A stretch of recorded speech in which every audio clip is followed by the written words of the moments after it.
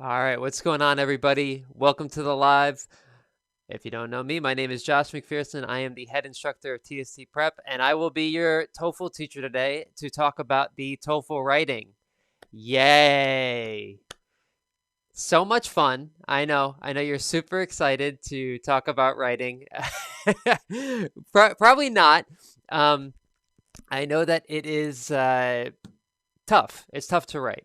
It's tough to sit down and write and actually practice writing. So, we're going to basically try to make your life easier today. I'm going to start by giving a brief overview of what the TOEFL writing section is going to look like on the test, especially TOEFL writing question 1, which is the integrated writing, where you have to read something and listen to something and then write about it. And let me know, since we're live here, let me know in the chat if you find this question easy or difficult. What do you want to learn today? Anything like that is super helpful. It really helps me teach better. So let me know in the chat what you think. And so we're going to talk about just the question 1 structure. We're going to do an example together. I'm going to take some notes, and so you can actually see what I write as well.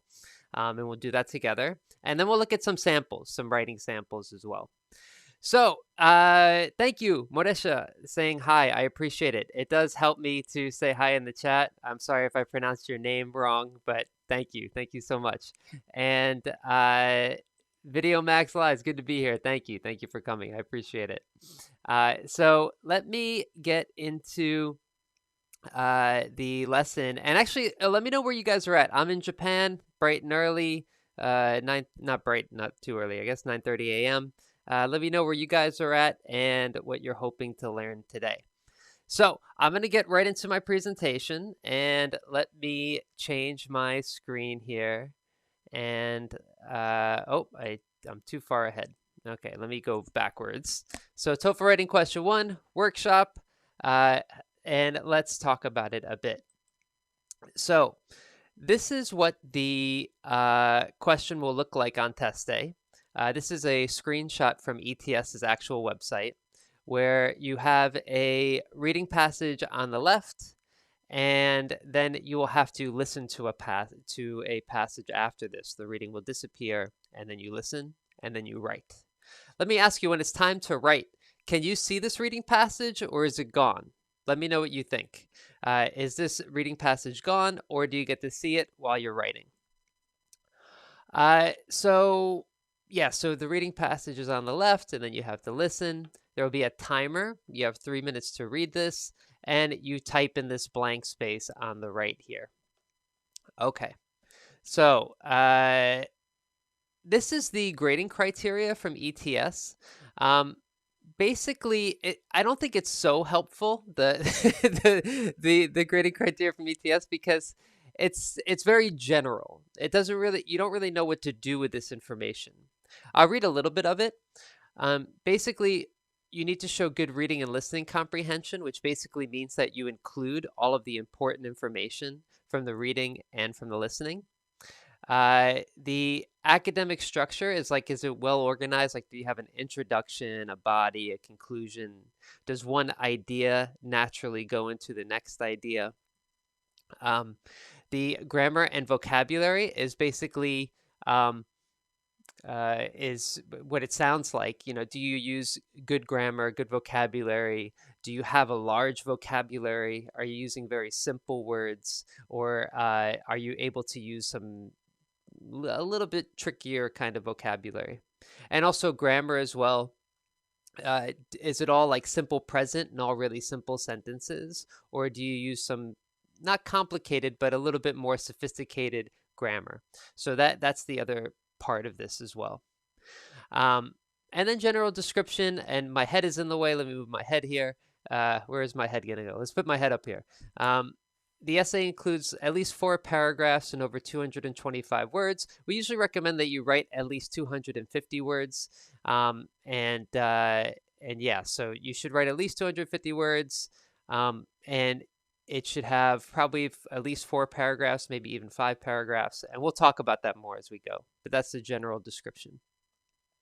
So that's the grading criteria. Pretty simple. I think you know this stuff. Again, reading comprehension, academic structure, grammar, vocabulary, and general description. All right, let me go to the next one here.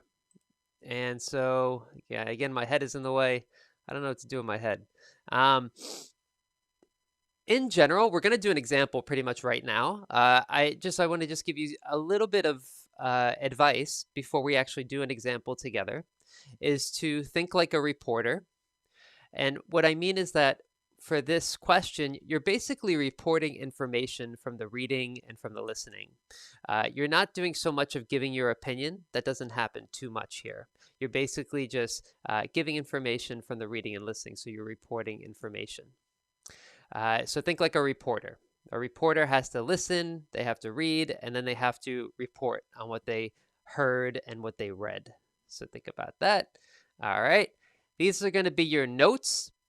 And so what the notes look like is, I go into this in a lot of detail in another video on the channel. So if you want to check that out, there's like a writing question one guide where I go really deep into this stuff. But this is going to be mostly like a workshop where I'm not really going too deep into this, just kind of giving you some general information and then showing you a bunch of examples. So if you want more kind of a deep coverage of like taking notes and strategy and templates and all this stuff, you might want to check out that other video. But I'll just do this really quickly. Your main job is to find the main idea from the reading and the 3 reasons why the person has this idea, why the author believes this, and to add some details. You don't have to write in your notes main idea, reason 1, reason 2, reason 3. You could just put like M, R1, R2, R3, and I'll show you how to do that. And your notes for the listening are going to be the same. People always ask, do you have to take notes? No, you don't have to take notes. Totally up to you. Some people feel like if they take notes and read, that they don't have enough time to read everything. So it's up to you. You'll kind of have to experiment and see which one kind of fits for you. Do you prefer to, read and take notes, or do you prefer just to read and not worry about notes? I recommend notes. I usually teach with notes, so that's what we're going to do together, but it's up to you totally. Okay, so this is the passage that we're going to do.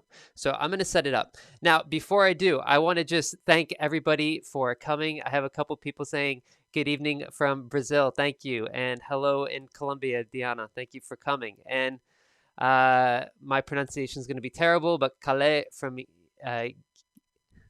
Guinea. Thank you for coming. And Maria, good to see you again from Ecuador. Thank you. And subscribe for good luck. Elmo, yeah, that's a good name. Please subscribe to this channel for good luck. And hello from Tunisia. I appreciate you coming. And somebody said something nice. I wonder if they got rid of it. No, it's still here. Great. Christian, that he's here. Thank you for coming. I appreciate it. And Marcelo, it says, your classes are so good. Thank you for the content. It helps a lot. Thank you for saying that. I appreciate it. And no, you are not too late. You are here. You are just in time. And we are going to do an example together right now. So let's do an example together. Let me just say hi to a couple more people. I want to recognize you. I love your comments. I really appreciate them. I read all of them. And it really helps that you guys are here. So thank you. I appreciate it.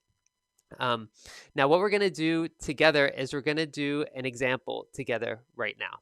Okay, so let's look at an example. I need to change my screen here, and I'm going to give you 3 minutes to read. So I want you to get ready to take notes if that's your thing. If you like taking notes, we're going to do that. And so let me just change this page here. Okay, this is what it looks like. Okay, so this is the reading passage. That's about as big as I can make it.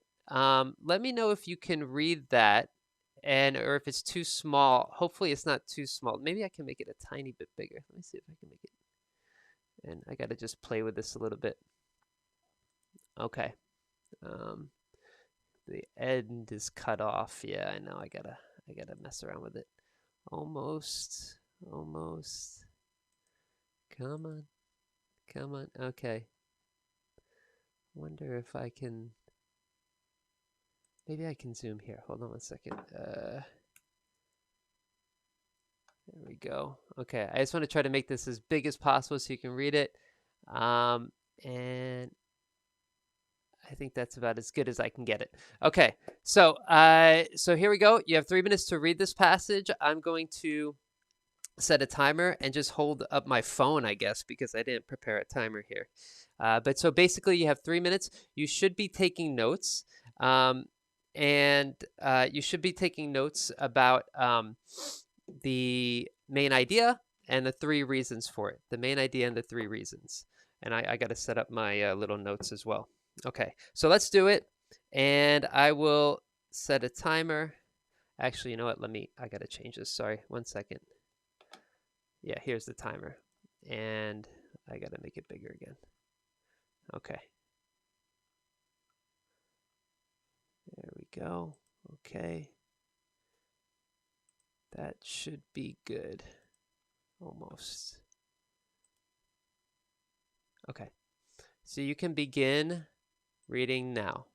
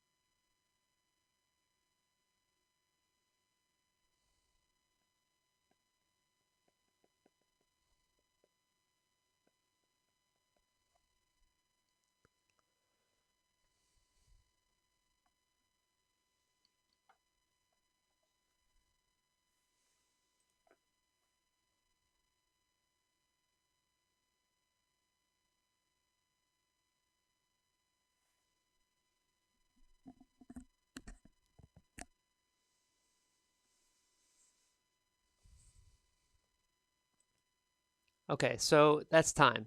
Now to go with the theme of the TOEFL, that at this point the reading passage will disappear, so you don't get to see it anymore.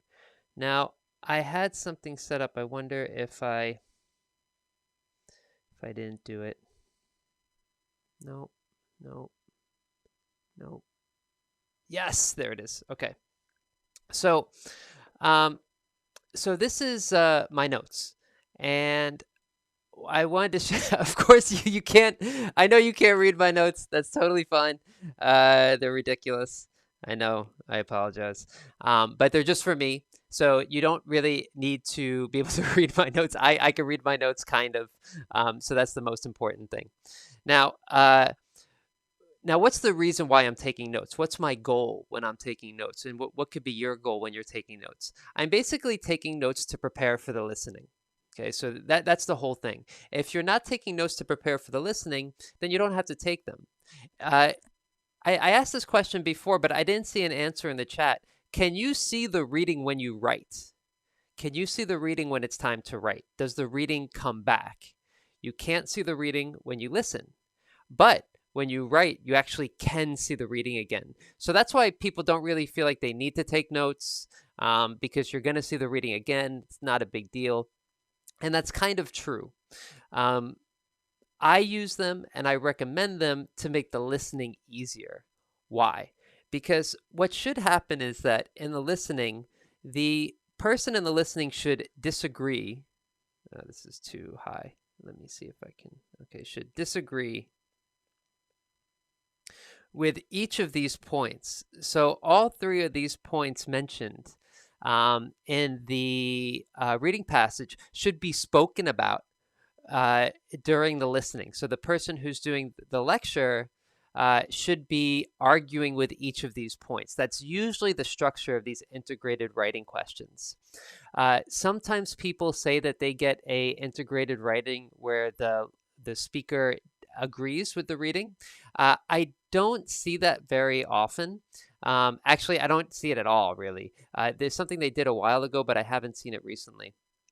So basically, the listening passage will disagree with the listening. The listening passage will disagree with the reading. And so what was the main idea? So basically, it's about skeptics of Marco Polo. That I don't think Marco Polo actually went to China. That's the main thing for the most part. That's the main idea. Now the reading, the first reason. By the way, can everyone see my notes? Sometimes I don't know if what I'm doing is actually what you guys can see. So let me know in the chat if you could see my notes and you could see my iPad here if you can see this stuff. Let me make sure that everyone can see this. Sometimes I don't know without your feedback, so please help me out. So the main idea is first that people, okay, the skeptics of Marco Polo, they're not sure if Marco Polo actually went to China. And the first reason is that what this says here, I know it's hard to read. This is governor the governor wouldn't go to a foreigner. So they wouldn't let a foreigner be governor of some province. I forget the name of the province. And that his name is not mentioned. This means not, this symbol, not mentioned in the records. So what I imagine is that in the listening passage, the speaker is going to disagree with this idea. They're going to say something about, even though it doesn't mention his name, he still could have been governor, something like that. So that's why I'm taking notes. I'm kind of mentally preparing for the listening. Or the second reason where it says that he doesn't mention the Great Wall. I mean, the Great Wall is a big thing. I mean, of course, you'd be able to notice the Great Wall. It's one of the most important things in China. So he doesn't mention that. That's another problem. Now, I imagine the listening will say something like, even though he didn't see the Great Wall or he doesn't mention the Great Wall, it doesn't mean that he didn't see it. Or, they'll have to disagree with this idea in some way. And then the third reason is that this is Wood, the person's name, Wood's book. I forget what it's called. Did Marco Polo go to China or something? And then she claims that he heard stories. So this is what this says, heard stories about it. And that he didn't go to China and because they didn't have Italian trading posts in Mongolia or China. So I imagine that the listening is going to disagree with this, okay? So that's my guess. That's what I think. This might happen. This might not happen. But that's how you want to be taking notes and how you want to be thinking about this question. You're reading. You're trying to find the main idea, the three reasons for the main idea, and then thinking about, okay, the listening is going to disagree with this. How are they going to disagree with this? And you think about that, and then you listen. Okay, so let's listen right now. Let me stop talking. Let's see. Mordesha, I love your not symbol. Yeah, thank you. I my beautiful, beautiful handwriting and notes. Okay, so let me go to the listening passage. So we're going to listen right now. Okay. And your notes for listening, by the way, will look exactly the same. You should have main idea, reason one, reason two, reason three. Okay. So let's listen now. I got to bring this up. It's going to open a new window. Okay. This voice will sound familiar. Now listen to part of a lecture on the same topic you just read about. So look, the Travels of Marco Polo is a travel log, kind of like a memoir. And we know from history that Polo compiled the story almost 20 years after the fact. So of course there are some inconsistencies. Believe it or not, however, there has been a growing body of evidence that suggests that much of what Polo said in his book is true, and certainly more accurate than the author gives him credit for. First of all, about Polo's relationship with Kublai Khan. True, there is no mention of the name Marco Polo in the records, but that is because his position in the Khan's government was mistranslated in the English version of the book. You see, the original Italian text says that Polo was only an ambassador for the Khan, which means he would go on trips to other lands and represent his interests. This was not a high-level position, since thousands of other individuals occupied the same station in Khan's government. It should come as no surprise that there is no mention of Polo because his job was not worthy of being noted in the historical records. Secondly, regarding the Great Wall. So it's important to remember that when Marco Polo traveled to Asia, it was after the Mongols had successfully invaded China. You see, the Great Wall was built to keep the Mongols out. The new Mongolian rulers had been in power for almost 50 years at the time of Polo's travels, so the wall would have been in a state of disrepair. These new rulers would have had no reason to fortify the wall or keep soldiers on it, so even if Polo had seen it, the wall may have looked interesting, but not noteworthy. Thirdly, Professor Frances Wood's account of Marco Polo's travels has been criticized just as much as Marco Polo's book.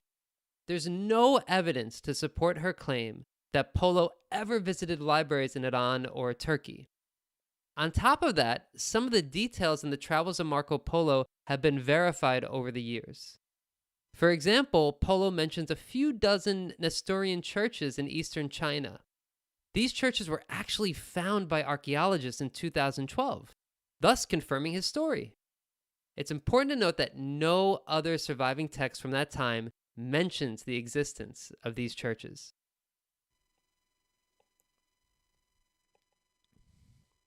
Okay, so after the listening's done, what's going to happen is that the question will come up, and the question will always look something like this. Summarize the points made in the lecture, being sure to explain how they cast out on the specific points made in the reading passage. So, in other words, you have to say how the listening disagrees with the reading. The question is almost always the same, something like that, right? Okay, so let me show you my notes really quickly before we look at some sample answers to this. So my notes, again, are very beautiful. They are, I hate my handwriting. Okay, let's see here. So the main idea, you don't really have to worry about the main idea exactly because you know that it's going to be they disagree with the reading. I just wrote basically that it's 20 years later. That's what I wrote up here. This says 20 years later. So the idea from the lecture is that Marco Polo wrote this 20 years after he actually went. So since he wrote it so long after he went, of course there's going to be some things that are not matching exactly. Okay. I have more notes here for the listening, and you probably already know why I have more notes here for the listening, and that's because the listening you can't see again, right? So since you can't see the listening again, you should have more notes for the listening. The reading, if you look up here, I just have a couple words for each reason. Here I try to include more details.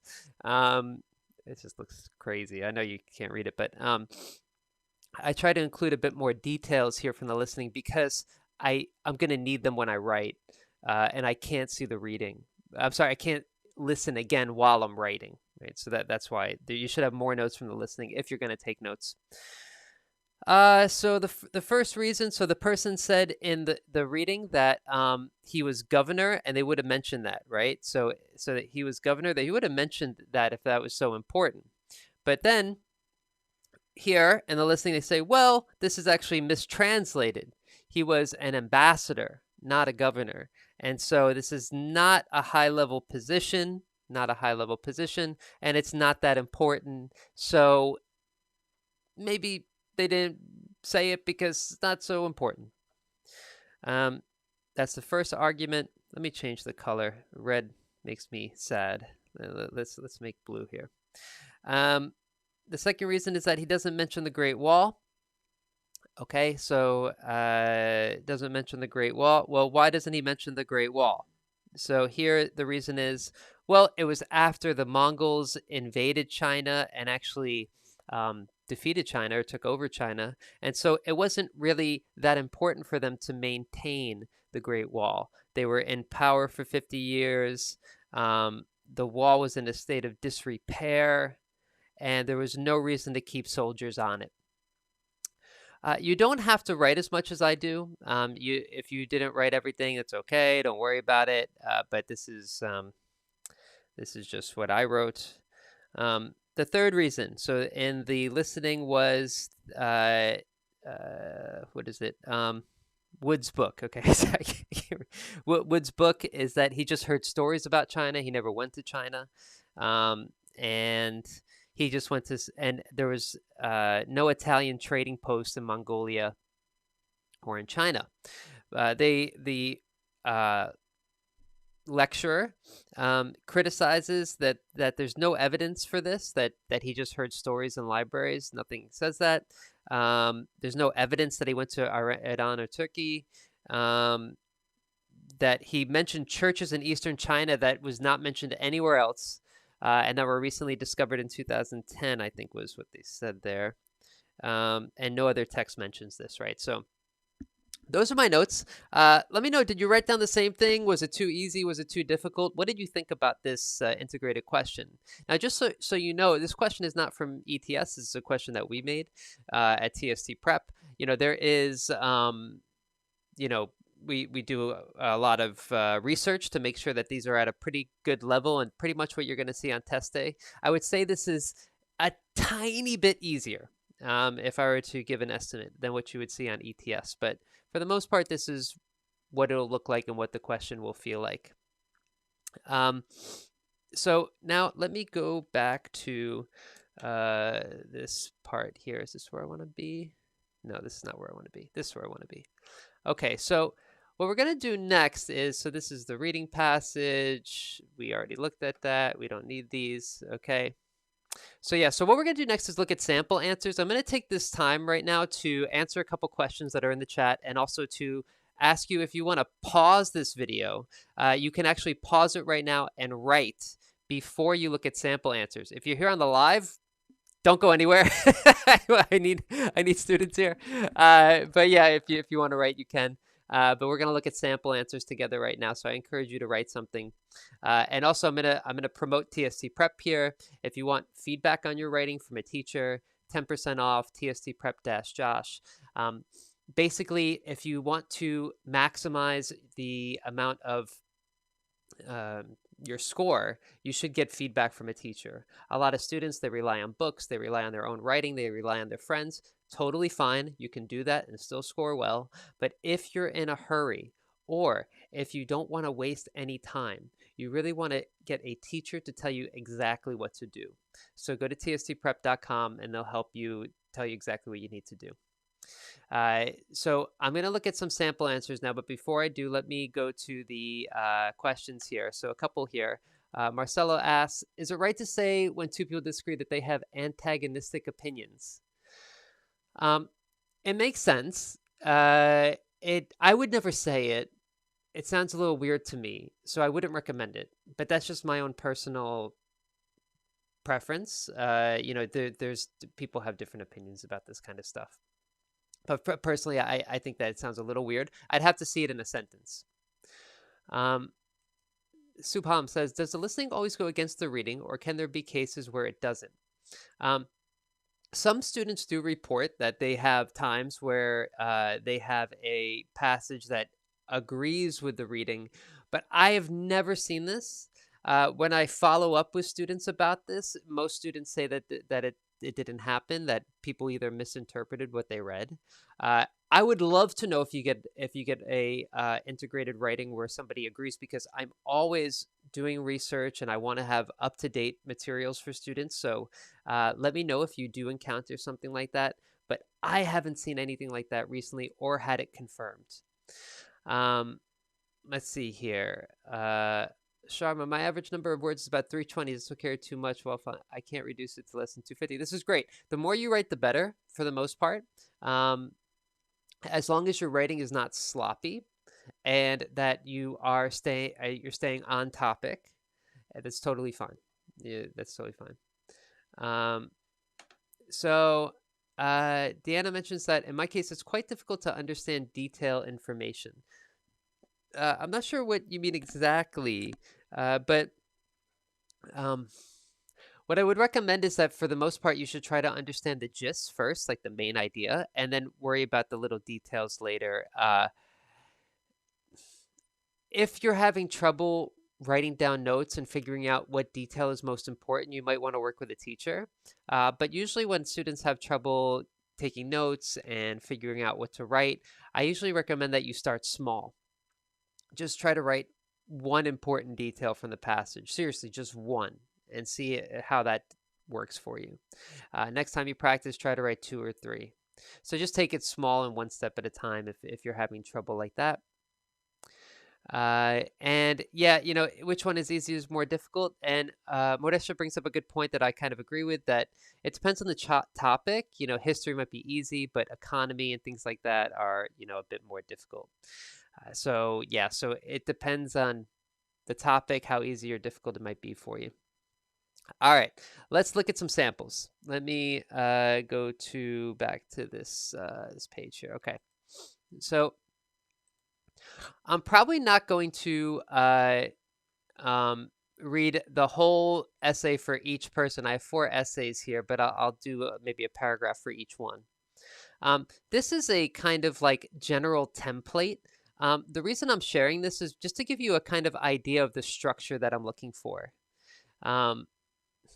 I don't really want to go through all this, but basically, you introduce the general topic and the author and lecturer's opinion, and the introduction should be pretty short. And then in the body, you introduce the author's opinion, and then you say how the listening disagrees. You say the second reason from the reading, and then how the lecturer disagrees with the second opinion.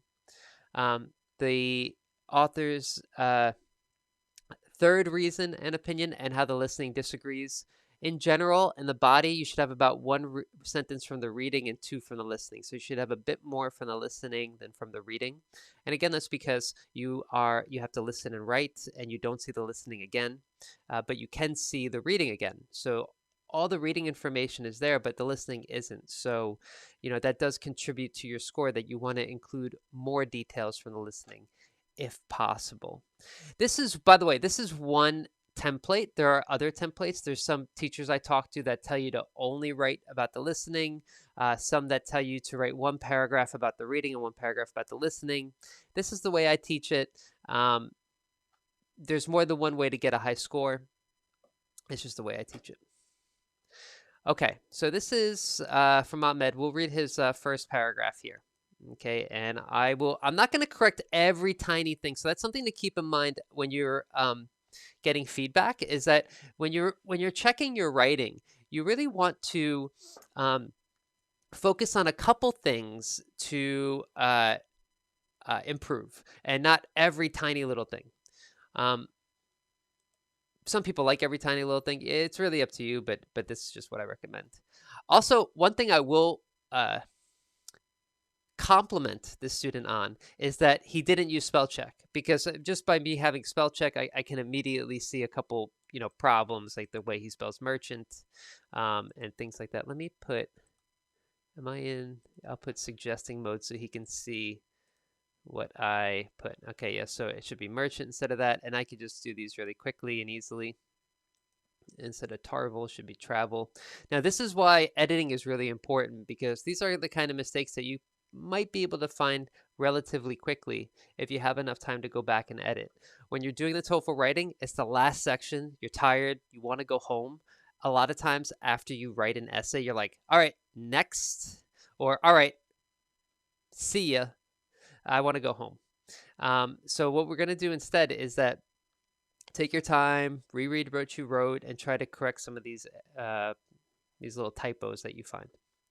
So I'll read this aloud. The passage discusses 3 reasons that support the opinion that Marco Polo, comma, the famous Italian merchant who wrote the book named The Travels of Marco Polo, comma, did not visit the Far East. This is very good. Besides the typos, this is a good introduction. It's also a nice long sentence. Pretty good. Besides, it also states many recent academics believe. Besides. Don't really like beginning a sentence with besides, but that's okay. Besides, it also states many academics. The structure's a bit off here. Many academics. Many academics.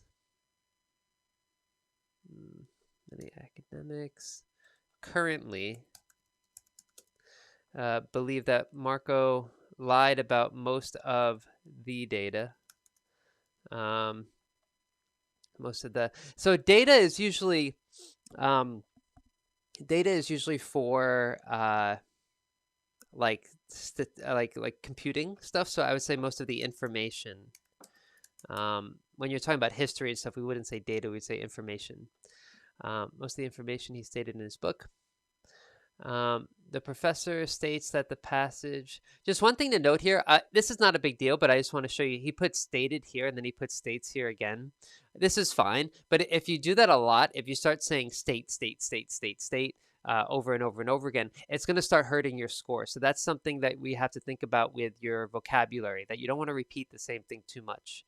Sometimes you have to repeat the same thing, like let's say library. It's hard to find another word for library. You'll just have to say library. But try to change the grammar, try to change the vocabulary if you are saying the same word over and over again. The professor states that the passage, the professor states that the passage information states that the information. Oh, so he put data. So he was trying to find another word for information. He put data. So I see that. Okay. Yeah. Sometimes the synonyms don't work. States that I guess a better word for information would be stories. Let me erase this and say stories. Stories are. I think what he wants to say here is indeed. So this gets a little confusing because I'm not sure if he's talking about the professor in the reading or the listening. So this is why you want to say maybe the writer or the lecturer. So be careful with that. He says that there are many facts. These facts are indeed. Yeah, so it's a little confusing. There are many facts which Marco wrote, and these facts agree. And these facts agree. Facts don't agree with things. Facts support. The opinion. This is getting a little tedious. That Marco was not lying. Both the pastor give 3 points. Give 3 points that support the discussed opinion. Okay, so now at this point, what advice would you give to the student? To circle back to the grading criteria. Let me go back here for a second. So to circle back to this here, and I think it was slide number 3. Let me check. Yeah. So is there reading and listening comprehension the problem? Not the problem, but needs to be improved. is does the academic structure need to be improved? The grammar and vocabulary or general description? Which of these needs to be improved for this student? I can go into more detail about each of these. Most of the time, for most students that I work with that need feedback on their writing, their reading and listening is pretty good. And this student's reading and listening is pretty good. Understood everything. Academic structure, good. You know about how to organize an essay. Grammar and vocabulary is usually the biggest issue. And it changes for each student. Everyone has different strengths and weaknesses when it comes to grammar and vocabulary. So with this student here, the biggest issue is just grammar and vocabulary. It's just some of the word choices. Some articles are a little off. It's really small things, but they just add up. If you really, if you make too many of these mistakes, they just add up over time. And let me know if I missed anything, by the way. Let me know in the chat what you think about this writing. If I missed anything, if you think something is good or bad, let me know. So that's some of the feedback I would give for this student for the introduction.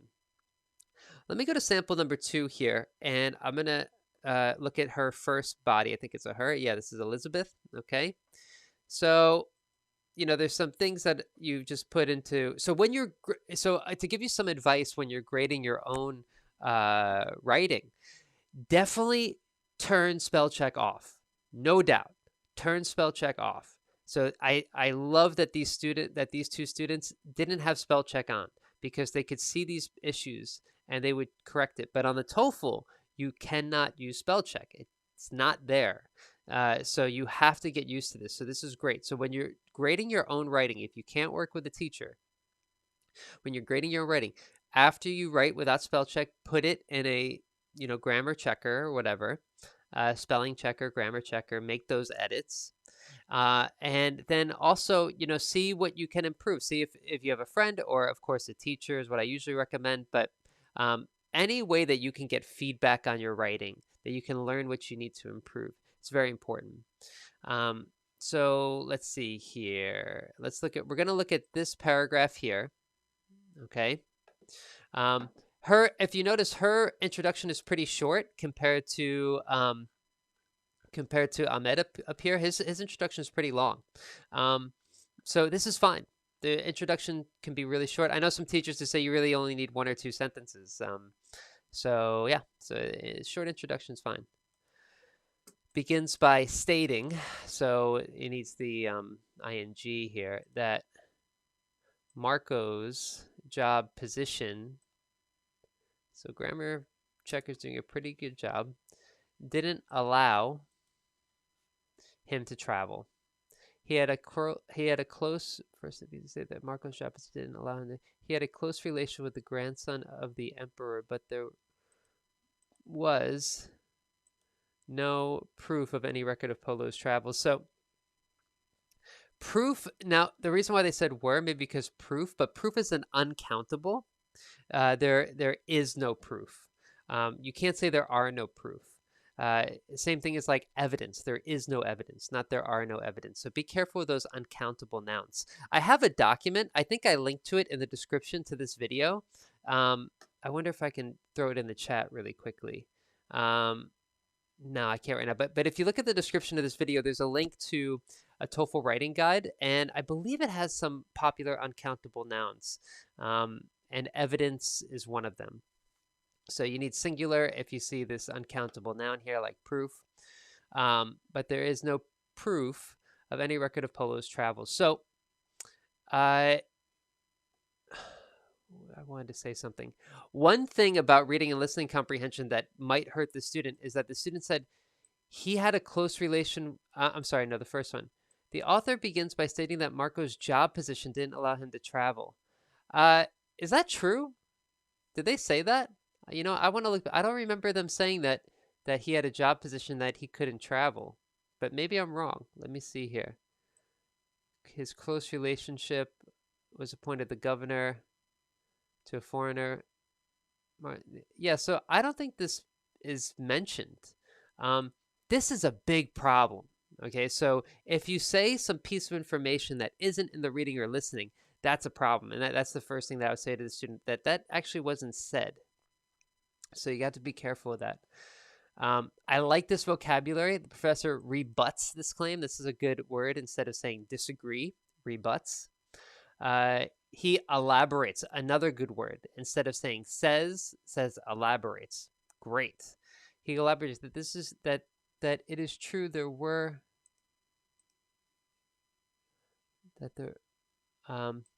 so you can see were any record. So what's the problem with this, right? It should be negative, right? That there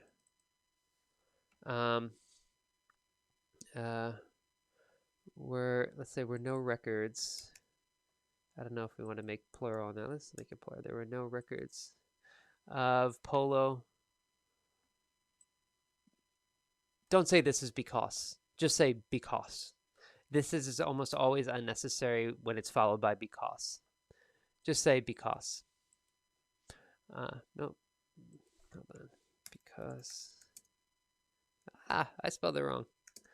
Because he was an ambassador. Moreover, it is clear that with Marco's position, it was not required to register any of their travels. So, again, like, this is not really stated. He was appointed the governor. They're saying that a foreigner wouldn't have gotten this position, like an Italian would have not gotten this position. A Chinese person would have, or a Mongolian person at this time, particularly from European descent. So they're not talking about like he has a job where he can't travel. You know, that's the second time this person said this. They capitalized around this. Consequently, there is not enough proof to reject Marco Polo information. So again, what information? So they tried to add a conclusion here, which is fine, using the word consequently, a good way to have a conclusion sentence. Consequently, there is not enough proof or evidence to reject, I guess what we would want to say is Marco Polo's claims, you know, what he says happened. Sounds a little better. So in this situation, the student's biggest problem is, of course, there is some grammar and vocabulary, but really the biggest thing is actually reading and listening comprehension. They are kind of like, you know, twisting the facts of what was in the reading and the listening. So you want to be really careful with that. You want to make sure that you only report on information from the reading and listening. Okay, but let's say that the student did okay. They'll have to work on their grammar and vocabulary. But thank you for these first two students who submitted. I got two more students, but I want to recognize these students and say, yay. So good job. Thank you. There's my sound effect. That's what I wanted. Came a little too late. Let's go to the third example here. I have all these sound effects and I never use them. I gotta think to use them more. Okay, so we have Leonard here, and these numbers here are actually my thing. This is my mistake. This is not Leonard's problem. This is my problem here. I thought I deleted all these, but I must have missed them for Leonard. So let me just delete some of these numbers here, and I will review this this sentence here. These numbers are because we use an automatic grammar checker for students, and so that's like I copied and pasted from the automatic grammar checkers, so that is why those numbers come up. But so we're going to look at the second sentence here. Now, just to go back to my notes, the second paragraph. To go back to my notes, what should be in the second paragraph? So in the second paragraph, my first sentence should say something. Let me turn my iPad back on here. It should say something from reason 2, like he didn't see the Great Wall. And why didn't he see the Great Wall? Well, according to the listening, it's because it was after the Mongolian conquest. They were in power for 50 years, and the wall was probably in a state of disrepair, and there's no reason to keep soldiers on it. Okay, so I'm looking for that information in this paragraph. Okay, so let's see if he included it or not. And so, yeah, okay. Secondly, the writer mentions that some critics Okay, so some critics, so we have subject-verb agreement, believe.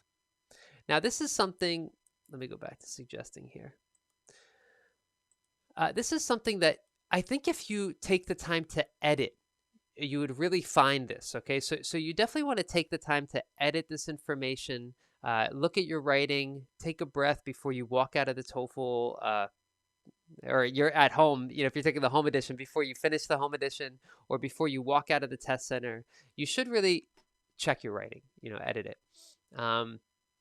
Okay, some critics believe, hopefully you guys can see this. Okay, Marco Polo.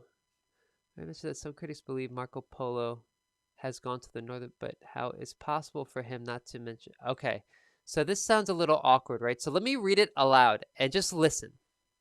Secondly, the writer mentions that some critics believe Marco Polo's has gone to the northern part of China, but how it's possible for him to not mention the Great Wall of China. Sometimes when you read it aloud, you can kind of hear that something's a little off. This doesn't work for everybody, but for some people, I do recommend that when you reread your writing, that you read it aloud so you can hear the sentences, and sometimes you can hear that something's off. That some critics believe Marco Polo, let's say, never went to the northern part of China, because don't need a comma here. Is that because he does not mention the Great Wall of China. This is a really small thing, but it's a what's that word? Proper noun. So you need to have all the capitalized. Now this is good. If he tried to use a conditional sentence, good idea. What's this? Leonard. So he tried to use a conditional sentence, which is a good idea. But just the grammar's off. If he had gone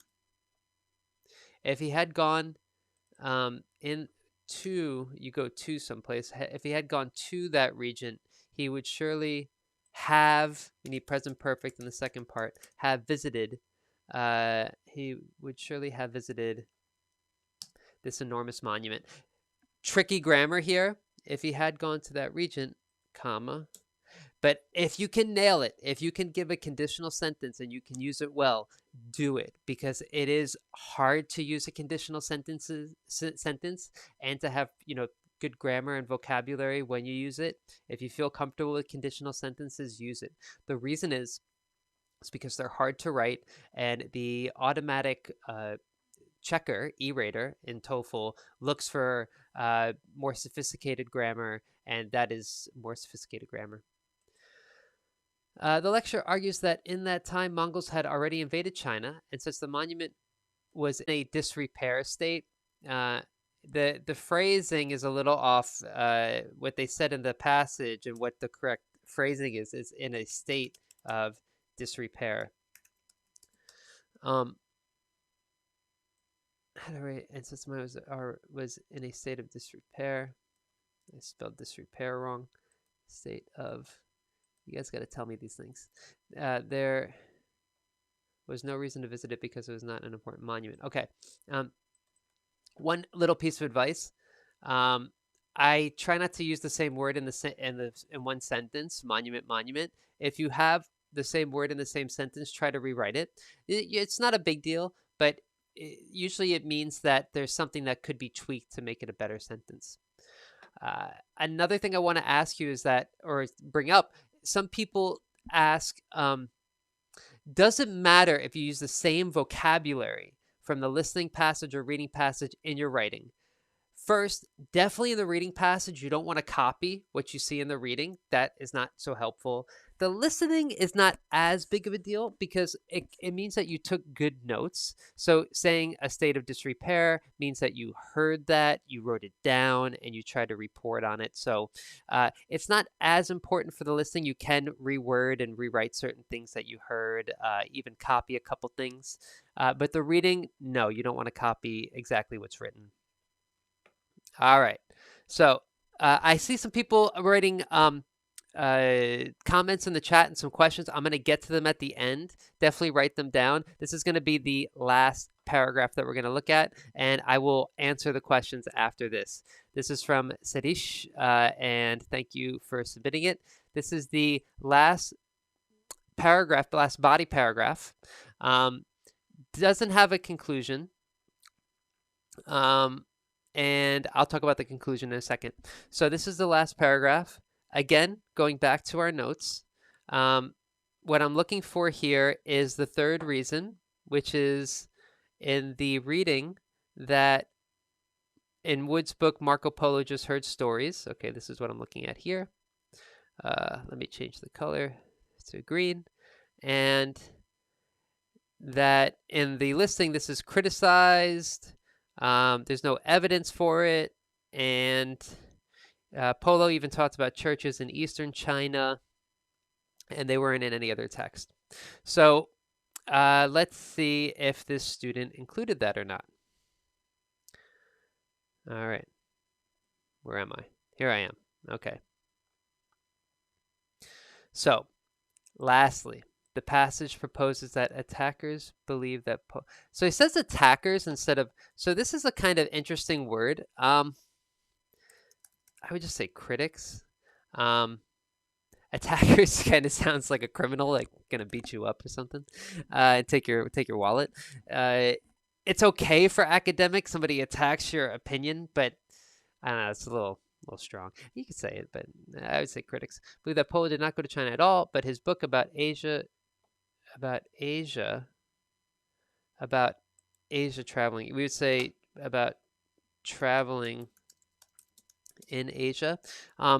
Traveling could be spelled with one L or two L's, up to you. One is British, one is American. Supported that there were no Italian trading posts in China at that time. However, the lecturer counters this statement by arguing that there is no evidence to support that Polo visited the library. This is really good. One big problem is just that this is true, that there is no evidence to support that they visited the library, but the library is not mentioned here in this first part, right? So, like, it needs to make a little bit more logical sense. So here the writer talks about trading posts in China, but here they're talking about libraries. It's true that there were no trading posts, and then also that they do say these things, but it has to connect. So you have to talk about. So here, for example, there were no Italian trading posts in China at that time. However, the lecturer counters by arguing that even though even though there were no trading posts, it doesn't mean that he never went to China. So I have to connect back to that idea, right? In fact, now I'll say this: there is no evidence to support that Polo visited libraries to find information about China. That was why the libraries were important, because Wood says that he probably went to libraries, read some books, heard some stories about China, and then wrote about it. They wrote in fact, and I actually wrote in fact here, so I would change this. I'm going to keep it because there's no problem with it. I just added it before. This is good, though. Some of the details of the book have been verified over the years. There's no text for the existence of some churches. So, yeah, so this is the biggest problem here. This is actually, what's interesting about this writer is that, by the way, good job. There we go. That worked better. The grammar and vocabulary here is really good. So to go back to the ideas of, the grading criteria, their grammar and vocabulary is on point. What's the kind of problem is the structure, that this student really needs to so there's no text which mentions the existence of some churches. Like, what are you talking about? Where did this churches come from? Can you explain this a bit more? She has to add a sentence. I think it's a she. She has to add a sentence with something like, there's no text which mentions the existence of some churches. So even if Polo learned about China in a library, he would not have known. He would not have known about these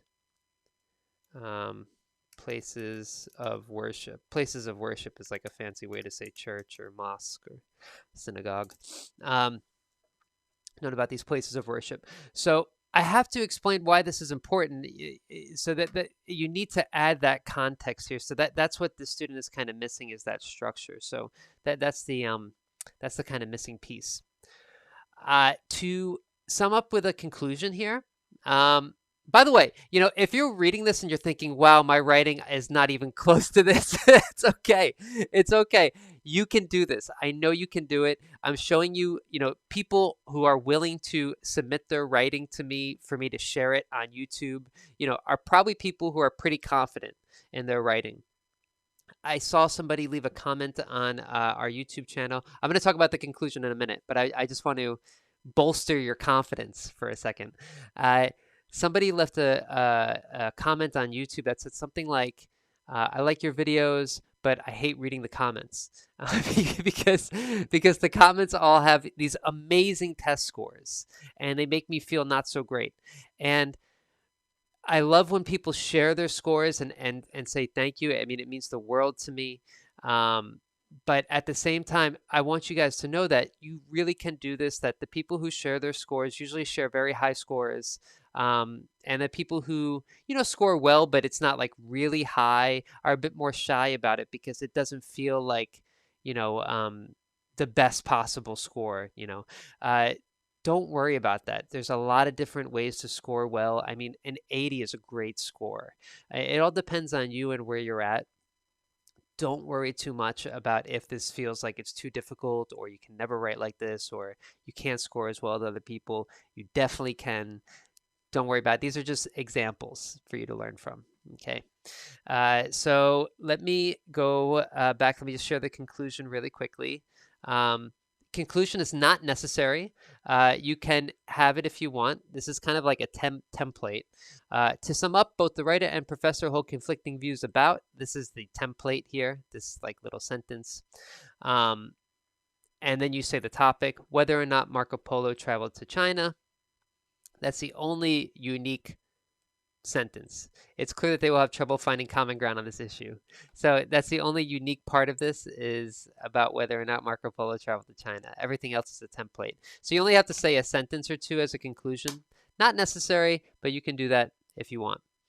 All right, let me go to the comments. Let me see what questions people have. And by the way, I'm doing another lesson right after this in about 30 minutes about TOEFL and IELTS vocabulary. It's a lot of fun. People really like it. It's weird. It's different. I play music. We do example sentences. I give you feedback. I'm going to put a link to it in the chat. Definitely check it out. I'll put a link in the description as well. But let me go to the comments and see if anybody has any questions here. So, okay.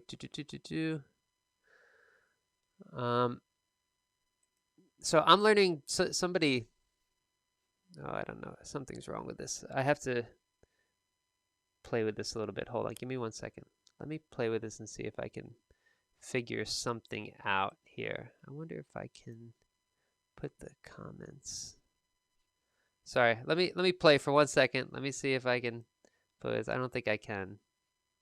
I'll do it this way. Okay. So, let's see here. So somebody asked a question about I don't know why it's hiding. Hold on, let me change the view here. If there's one where my face is smaller, usually these come up better. I gotta change the settings here. Yeah, okay. Did you face trouble with Japanese? So somebody knows that I'm learning Japanese. I lost my English while studying Korean. Yeah, I don't have experience studying multiple languages, so I don't know about that. yeah, I mean, there's a famous expression in the language learning community: if you don't use it, you lose it. So you definitely need to kind of keep things. You have to keep maintaining things to your vocabulary, your language to keep it up. Uh, Lena, thank you. First time here. Thank you for the valuable information. Happy to help. Thank you. Come back, please. Um, uh, one person asked, they thought they were giving a topic to write about. So we're just talking about question one. Remember that there's two questions in the TOEFL writing, and question one is the integrated writing that we're talking about right now. Question two is an independent writing where they ask you some random question and you talk about it. You give your opinion about it. Like, do you agree or disagree all high school students should wear school uniforms? And then you write like 300 words about that. I'll talk about that more in the next one. I'm going to do another live about that. And Marina's taking the test tomorrow. Good luck, Marina. I wish you nothing but the best, and thank you for watching. I hope you get the score that you want. And yeah, so Ivan has I want to present my exam next early year, but sometimes I don't believe I can pass it. Yeah, so it's very common to believe that. I just want to say that you can do it. I teach a lot of different students and different levels of motivation. If you're really motivated to do something and you can put in the work every day, you'll do it. I mean, you just will. But it depends on if you could find the time, if you have the motivation. This is a longer conversation, but that you need time and motivation. Those are two things that you have to kind of carve out so you can start studying and preparing the way that you need to get your score. So Esther has a good question: how to improve vocabulary in the writing section? There are some advanced templates, and again, there's a link in the description to a writing guide that you can check out that'll give you some ideas for a different vocabulary you can use.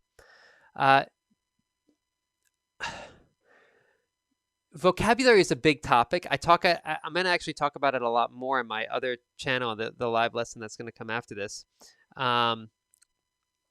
So yeah, vocabulary is a big thing, but basically writing and getting feedback from a teacher for TOEFL writing in particular is the best thing. A teacher or a friend or a tutor or whatever, getting feedback. How do you improve your vocabulary? How do you improve your writing? Get feedback. Like, get feedback from somebody. Write and get feedback. Write and get feedback. That's actually what I do right now for studying Japanese for speaking, is that I answer a kind of simple question like, what do you like to do in your free time? And I actually like prepare an answer and I write it out. And then when it's time for the lesson, I use some of that writing. I go over some of that, and also we speak naturally. I kind of do both. And then I'll ask for some feedback from the teacher. So it's like a speaking and writing in one. So that's one thing that you could do to kind of help with your vocabulary. Let's see here. So yeah, so people, in brief, what are like the 3 golden tips for the writing?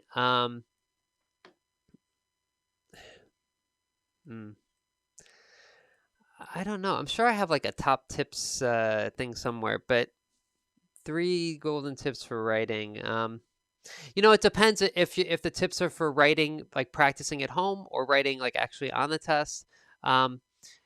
Basically, I would say to one, have a kind of template in mind so you know the structure to make it easier for you so you don't have to think about certain things. I would recommend that you make your own template, that you kind of take one that I have and kind of make it your own, but have some structure in mind before you go in to take the test. That's one of the biggest things. For this particular question, the second thing is don't give your opinion. Definitely write what you hear and what you read. And while you're practicing, the third golden tip really is to get a lot of feedback. The more feedback you get, the better your writing will get. Okay. So somebody put their writing in. I don't have time to look at it. Sorry about that, Katarina. But yeah, I'll add it here. And then if somebody wants to give her feedback, I don't have time. Maybe I can just give quick. The professor opposed this point by explaining how Marco Polo's a proper noun. So you want to do capital NP. That's really small. Was the only one who described Nestorian churches. I don't know if they said Nestorian churches, but if they did, great. If he had not gone to China, he would not have been able to describe them. That's a good conditional sentence right there. If he had not gone to China, he would not have been able to describe them. That's a perfect conditional sentence. Um, uh,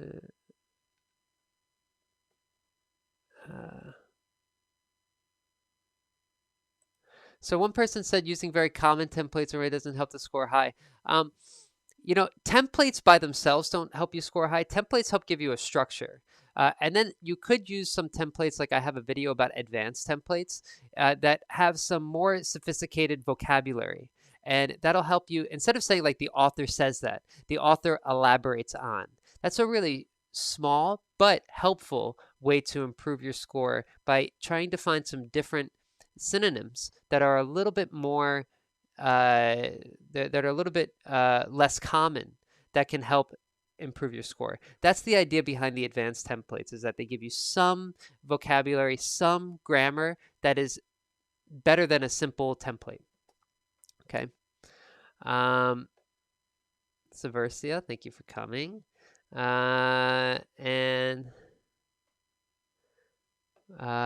Okay, so yeah, so that's about it. Thank you guys so much for coming. Again, I'm going to drop a link in the chat, and the link is going to be to my vocabulary lesson that's going to come in about 15 minutes now, and my other channel. I appreciate you guys coming. Thank you so much. Subscribe, like, tell your friends about it. These are a lot of fun for me. And I really appreciate everything that you guys are doing, spending time with me. Your time is precious. Check out tstprep.com for more. And that's it. All right. Thank you guys so much. And I will see you next time. Okay. All right. Take care. Bye.